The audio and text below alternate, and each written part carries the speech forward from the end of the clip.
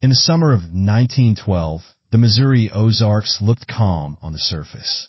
The rolling hills stretched far into the horizon, thick with oak and hickory, their leaves whispering when the wind moved through. The air smelled of earth and wood smoke, and most days were filled with the steady rhythm of farming, the sound of wagons on dirt roads, and the soft murmur of families carrying on with their lives. It was the kind of place that seemed untouched by the modern world's creeping speed elsewhere. The trains whistled in the distance, but here, in the folds of the hills, life stayed slower. People still lit lamps at dusk, still fetched water from wells, and still trusted more in the word of their neighbors than in papers or telegraphs. It was in these hills, tucked away from the eyes of big cities, that the story of Eliza Whitlock began to take shape. At first glance, there was nothing unusual about her or the people around her. To most, they seemed like everyone else. Families bound by the land, men working their farms, women keeping homes alive, children running barefoot down the dust-worn paths. But even in such a quiet town, shadows have a way of curling around the edges of ordinary life.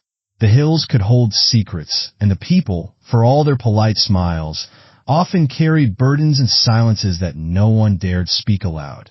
The Whitlock name carried weight in this part of the Ozarks.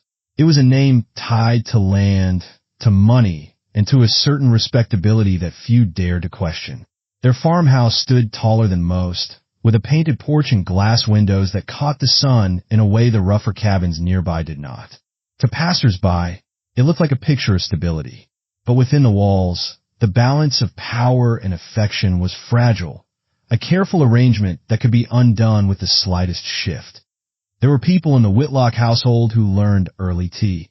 Pat silence was safer than truth. Some glances lingered too long, words that cut sharper than they should, and moments where the air in the room turned heavy even when nothing was said.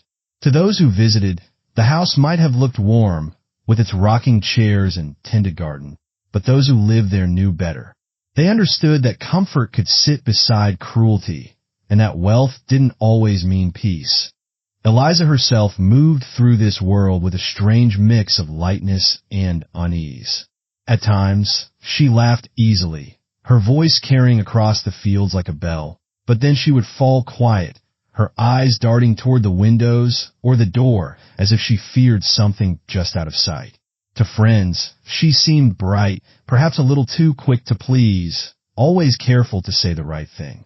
To those closer, she was a girl who measured every word before it left her lips.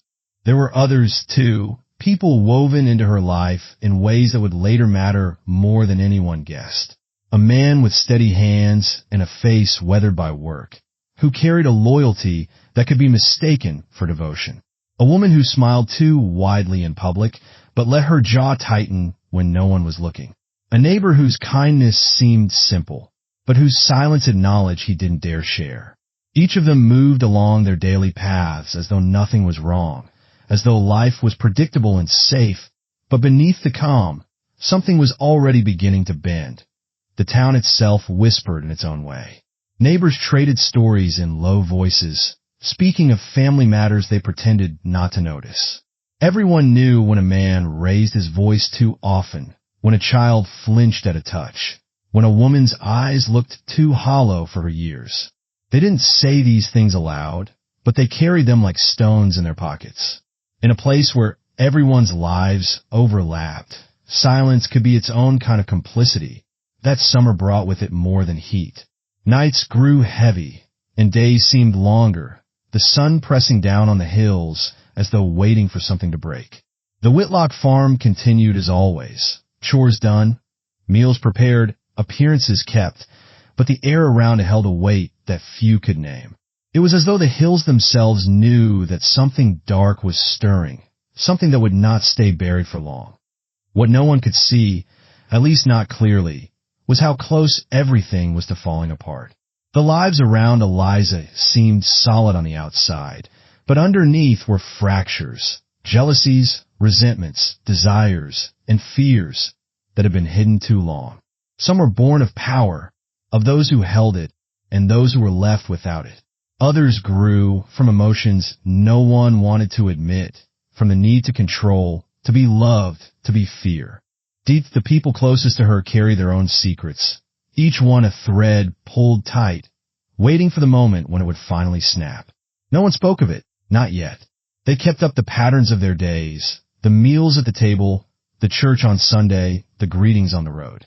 But behind every smile, behind every polite nod, there was something unsaid, something dangerous. And in the middle of it all stood Eliza, caught between the weight of her family's name and the private storms that raged behind closed doors. To the world, she was another young woman in the Ozarks, bound by the rules of her time and her place. But her story would not stay hidden for long. It was only a matter of time before the silence broke, and the truth came spilling out into the open, too dark and too twisted to ever be forgotten, by the time July came around. The air in the Ozarks had turned thick and stifling, heavy with heat that pressed down on the lungs.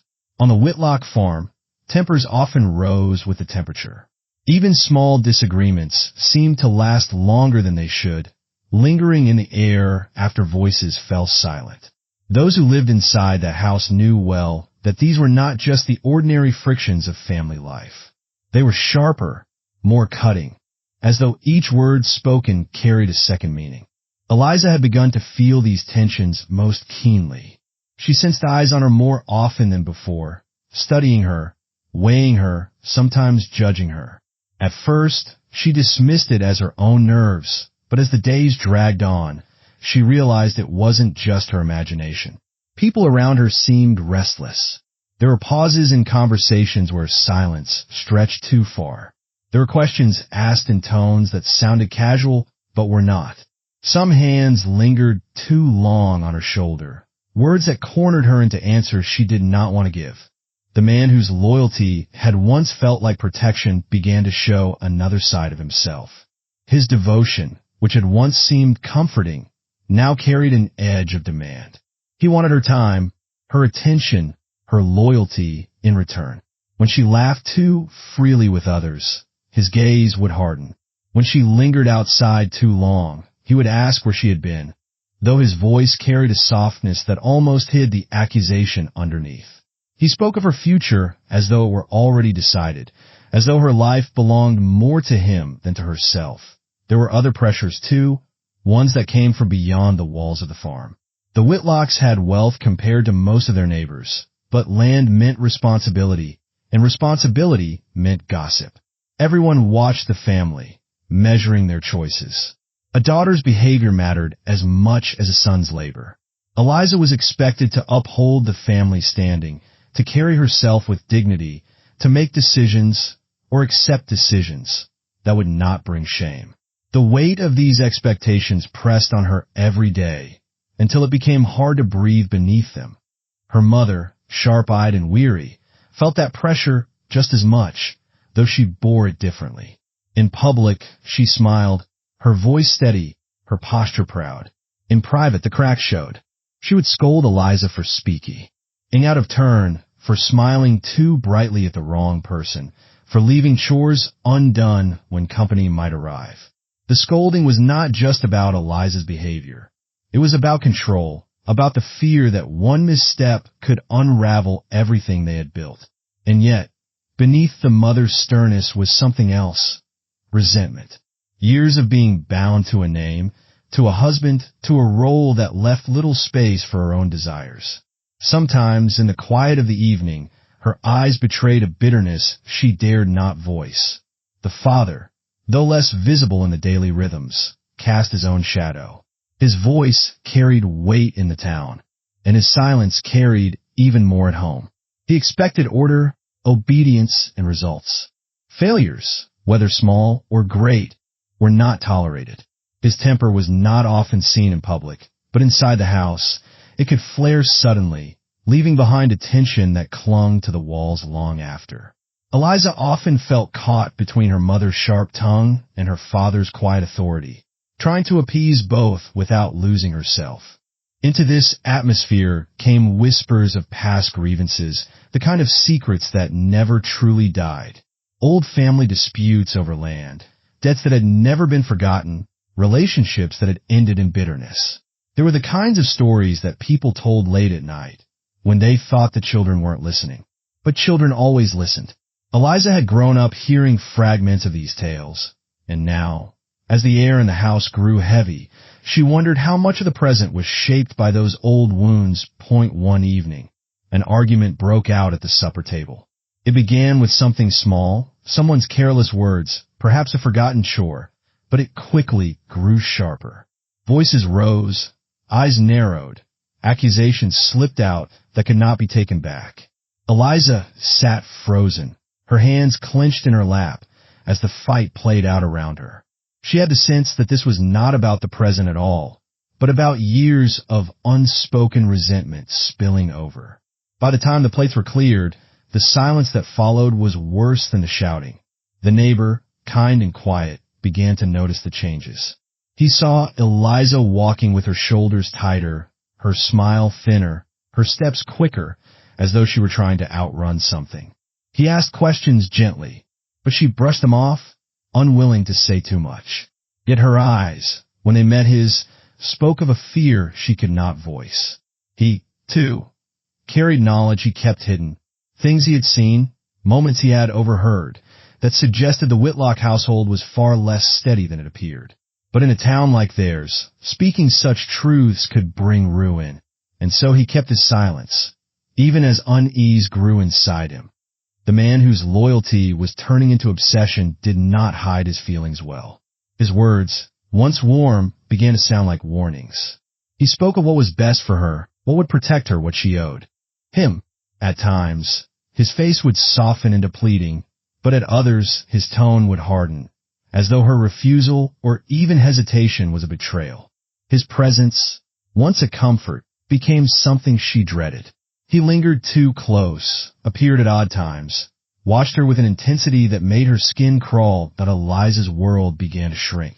Every choice she made seemed questioned, every step she took seemed monitored. The home that should have been safe felt like a trap, each room holding its own memories of arguments, scoldings, and silence. Even the fields outside, wide and open, seemed to close in on her when she realized she could never truly escape the expectations tied to her family's name. Tea night, she lay awake listening to the house settle around her. The creak of wood, the distant bark of dogs, the rustle of wind through the trees. But beneath those sounds was another, harder to name, the weight of something coming. She felt it pressing closer with each passing day, though she could not yet see what form it would take.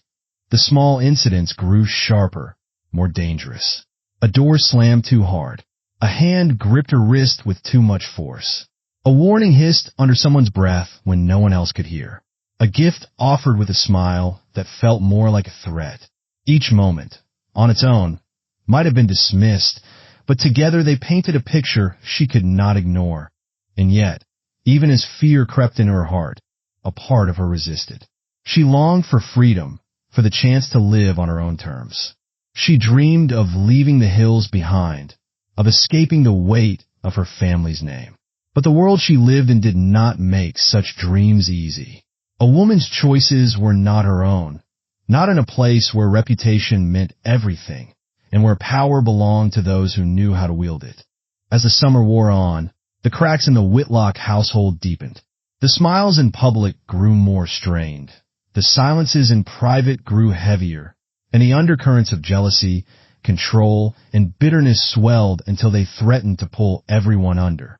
The Ozark hills stood unchanged, their forests thick and their skies wide, but inside the Whitlock home, the air grew darker by the day.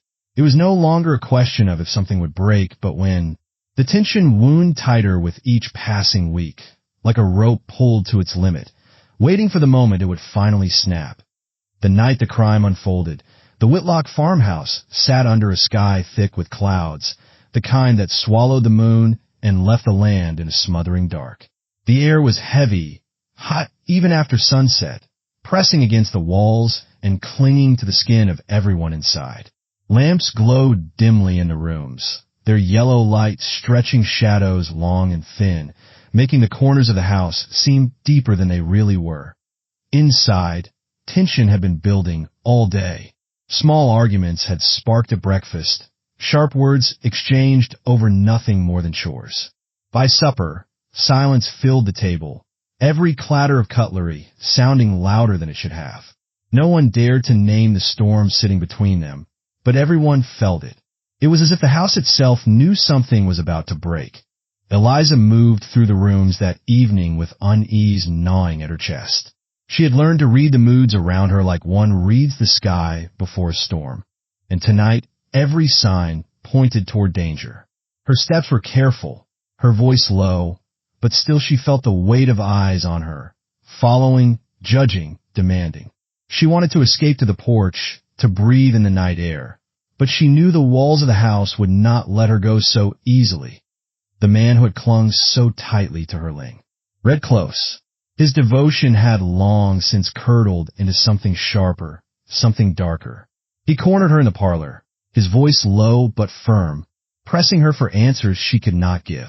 He spoke of her as though she already belonged to him, as though her life were a thing he had earned. She tried to step away, to ease his words with careful replies, but he followed her, his tone rising, his eyes burning with a mix of desperation and anger. Her mother entered then, her face tight, her voice laced with warning. She scolded Eliza, not him, her words cutting sharp in the air. The blame fell on her daughter's shoulders, as it so often did. Eliza felt her chest tighten as both of them bore down on her, one demanding her loyalty, the other demanding her obedience. She stood caught between them, her heart hammering, her breath shallow. The father's footsteps echoed from the hall, slow and heavy, carrying with them the unspoken authority that ruled the household. When he entered, the room grew still. His presence filled the space, his eyes sweeping over them all, taking in the tension, the raised voices, the trembling silence. His jaw tightened, and in that moment, Eliza knew there would be no escape from what was coming. Words turned to shouts, accusations spilling out faster than anyone could contain them. Eliza's mother's voice rose, sharp and bitter, accusing her of disobedience, of shameful behavior that would ruin the family. The man stepped closer, his hand gripping Eliza's arm, his voice shaking with both anger and need. He declared his right to her, his claim, his promise that he would not be denied. The father, his face dark with fury, bellowed above them all, demanding silence, demanding order. Eliza's body shook, her arm burning where it was held too tightly. Her mind raced, a storm of fear, anger, and despair colliding inside her. For months, she had tried to endure, to appease, to survive. But something in her snapped then, under the crushing weight of it all. The expectations, the control, the endless demands. Her voice broke through the shouting, raw and desperate, telling them to stop, to let her go, to leave her be. But her words only seemed to fuel the fire. The moment came fast, sudden, like lightning splitting the night sky. A struggle broke out. Hands pulling, voices screaming, bodies colliding in the tight space of the parlor. A lamp was knocked over, glass shattering across the floor, its flame flaring dangerously before dying out. The room plunged into half-shadow, chaos twisting in the dim light. Eliza, desperate, fought against the grip on her arm, her nails digging into flesh, her voice hoarse from screaming. The man pulled harder, his face twisted with rage and fear of losing her. The father moved forward, his hand raised, his voice thunderous with threats. The mother's shrill cries cut through it all, demanding control, demanding silence. And then, in the blur of motion and fury, came the breaking point. A weapon, whether grabbed in fear or anger, flashed in the dim light. The sharp crack of violence filled the air, sudden and irreversible. Blood spilled onto the floorboards, dark and startling against the wood.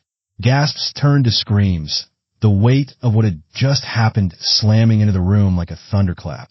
For a moment, time seemed to stop. The sound of ragged breathing filled the air. The smell of iron spread sharp and metallic. Eyes widened, hands trembled, and the reality of the act settled like a suffocating blanket. Someone had fallen, and with that fall, The fragile order of the Whitlock home shattered forever. Panic followed fast. The man's face drained of color, his hands shaking as he stared at what he had done, or what had been done before his eyes. The mother's voice broke into sobs, her control crumbling as she clutched at her own hair, whispering that it could not be true, that this could not have happened. The father, his fury burning into shock, stood frozen, his breath heavy, his fists clenched, as though sheer denial could undo the blood on the floor. Eliza herself stood trembling, her body shaking so violently she could hardly breathe. Her hands, stained, would not stop shaking. Her heart pounded against her ribs, her chest aching with the weight of horror and disbelief. She had not meant for this. She had only wanted freedom, a way out, a life that was her own. And yet, here it was, the unthinkable, the act that could not be undone. In the minutes that followed, chaos turned to whispers, frantic and hushed. They argued in broken voices about what to do, how to hide it, how to make sense of the senseless. Each word carried fear, guilt, and a desperate need to cling to control. The house, once a place of silence and secrets, now echoed with panic. Outside, the Ozark night remained still, the hills dark and watchful. No neighbor heard the cries, no passerby saw the shadows moving behind the windows. The world beyond the Whitlock farmhouse slept in ignorance, unaware of the violence that had just torn through its most respected family. Inside, though, nothing would ever be the same. The walls that had once held their secrets now held something darker, something that could not be spoken aloud. And the people who had lived under that roof were bound together in a way they could never escape, tied not by love or loyalty, but by blood and silence. The morning after the crime, the Whitlock farmhouse sat unnaturally quiet. The sun rose as it always did, washing the hills in gold, but inside the walls of that house, the light felt harsh, almost cruel. The family went about their movements in silence, each step heavy, each breath weighed down by the memory of what had happened only hours before. No one spoke of it directly, but the bloodstains on the floorboards, scrubbed at until the wood was raw, told the truth they were all trying to hide. Eliza woke with her body aching, her hands still trembling as though the shock had settled into her bones. She could hardly bring herself to look at anyone, afraid that their eyes would accuse her, or worse, reveal the same fear she felt in her own. She replayed the night over and over in her head, the shouting, the struggle, the sudden burst of violence. There were moments she could not remember clearly, as if her mind had blurred them out, but the weight of it pressed on her all the same. Every time she closed her eyes, she saw the flash, the fall, the stillness that followed. Her mother buried herself in denial, moving briskly through the house as though order could erase what had been done. She washed linens, scrubbed floors, straightened shelves, her hands red from the work, her face pale with exhaustion. When she did speak, her words were sharp and practical, about chores or appearances, never about the truth. She could not allow herself to dwell on it. To her, acknowledging it meant collapse, and collapse was not an option. But at night, when she thought no one could, LD here, muffled sobs carried through the walls, exposing the cracks in her armor. The father tried to assert control, as he always had, but his voice lacked its old strength. He spoke in clipped commands, what to say, what not to say, how to behave if neighbors asked questions. His authority was still there, but underneath it was something fragile. He had built his life on respect, on a reputation that set him above others, and now he felt it slipping away. Rage simmered just below the surface, but it was not directed at the act itself. It was at the risk of being exposed, the fear of disgrace. For him, the crime was not simply blood on the floor. It was a threat to the family name, to the standing he had worked to protect. The man whose obsession had driven the night to its breaking point wandered like a ghost in the days that followed. His hands shook constantly, his eyes red from sleepless nights. At times, he spoke of justification, insisting that he had acted out of love, that everything he had done had been for Eliza. At other times, he fell into silence so deep it frightened the others, sitting with his head in his hands, whispering that he had ruined everything. His devotion, once a force that had held him steady, now twisted into torment. He could not bear the guilt, yet he could not let go of his claim on her. Eliza herself carried the heaviest burden. She could feel the walls of the farmhouse closing in, trapping her in silence and fear. Each day, she saw the crime reflected in the eyes of those around her, even though no one spoke of it. Guilt knotted in her chest, not only for the act itself, but for the part she had played in the web of tensions that led to it. She wondered if she could have stopped it somehow, if a different word, a different choice might have spared them all. At times, she felt anger too, anger at the ones who had cornered her, at the we. Out of their control, at the life that had offered her no escape. But the anger did not free her. It only deepened her grief. Outside the farmhouse, whispers began to spread. Neighbors noticed changes, the shuttered windows, the silence where there had once been laughter, the strained smiles when the family appeared in town. Some said they heard shouting on the night of the crime, and others spoke of seeing strange movements around the house. The Ozark community, tight-knit and watchful, was quick to sense when something was wrong. The Whitlocks, once admired, were now the subject of hushed conversations. Their name, once spoken with respect, began to carry questions, unease, and suspicion. The church gatherings became tense. Eyes lingered longer on the Whitlocks, hands clasped tighter in prayer. Some offered sympathy in polite words, but their tone was edged with curiosity, with judgment. Others avoided the family altogether, unwilling to be tied to a scandal they did not yet fully understand. The Whitlocks had built their lives on appearances, and now those appearances were cracking in ways they could not repair. The psychological toll deepened with each passing day. Eliza found herself waking in the middle of the night, her chest tight, her skin damp with sweat. She would creep to the window, staring out at the fields, wishing she could run into the dark and never return. But fear rooted her in place, fear of what waited outside, fear of what lingered inside. Her world had shrunk to the size of the house, and every corner held a memory she wished she could erase. The man who had once claimed her grew more volatile. His moods swung wildly, from desperate pleas for forgiveness to sudden bursts of anger. At times, he insisted they had to leave, to start over somewhere far away. Other times, he spoke of staying, of burying the truth so deep no one could ever find it. His presence became unbearable, his shadow a constant reminder of the night she wanted to forget. Her mother began to fracture beneath the weight of denial. The housework that had once distracted her no longer brought peace. She grew sharp with her words, lashing out at Eliza, at her husband, at anyone who dared disturb her fragile order. But behind the anger was fear. Fear of what the town would say, fear of the ruin that might come if the truth slipped out. She told herself that they could survive if they stayed silent. But in her heart, she knew silence was its own kind of death. The father retreated further into himself. He went about his work with mechanical precision, avoiding his family when he could, avoiding his own thoughts most of all.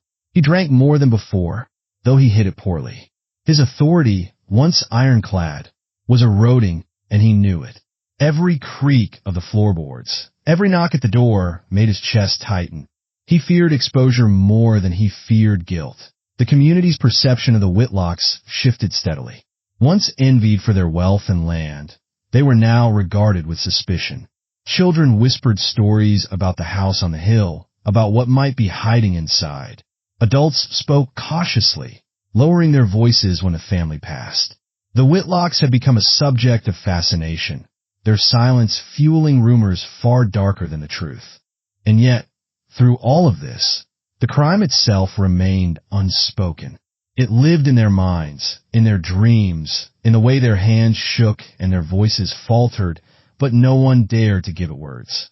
It was as if naming it would summon judgment down upon them, as if silence could shield them from the consequences. But silence did not erase the guilt. It did not ease the fear. It only deepened the shadows that hung over the house. Each day felt like borrowed time. each night a test of endurance. The Whitlocks were trapped, not by bars or by law, but by their own choices, their own secrets. And as the weeks passed, the question grew heavier, pressing on each of them in different ways. How long could they keep this hidden? How long before the weight of guilt, or the whispers of the town, or the sharp eyes of someone too curious, brought everything to light? The truth did not stay hidden forever. In a place as small and watchful as the Ozarks, silence could only hold for so long before it began to unravel. Whispers hardened into questions, questions into suspicions, and soon the story of the Whitlock household began to seep into the open. It was not a single confession or a sudden discovery that brought it to light. It was the slow weight of guilt breaking down defenses, the slip of a word at the wrong moment, the sharp eye of someone unwilling to let go of what they had seen. When the law finally stepped into the farmhouse, the air itself seemed to stiffen. The rooms that had held secrets for so long now stood exposed. Testimonies clashed, some blaming desperation, others insisting it had been an accident, still others pointing to years of bitterness and control that had festered into violence. In the end, the details of that night were pieced together like shards of broken glass, sharp and incomplete, but enough to cut deep. For Eliza, the aftermath was not freedom but a knot. Her kind of prison. Though she was spared the harshest punishment, the weight of judgment never left her shoulders. She was both pitted and condemned, cast as a victim by some and as a disgrace by others. The town looked at her with eyes that saw both innocence and guilt, unable to separate her from the blood that had stained her family's name. Every step she took in public carried the sting of whispers. Every gesture measured against the shadow of what had happened. The man whose obsession had set much of it in motion faced the harshest reckoning. His pleas of love twisted into evidence of possession, his devotion revealed as control. In the eyes of the law, his passion was no excuse, and in the eyes of the town, it was the root of tragedy. His downfall was a spectacle. Neighbors who once nodded at him on the road now turned their faces away. Mothers warned their daughters against men like him, and his name became a cautionary tale whispered to children at night. The father, once so proud, could not escape disgrace.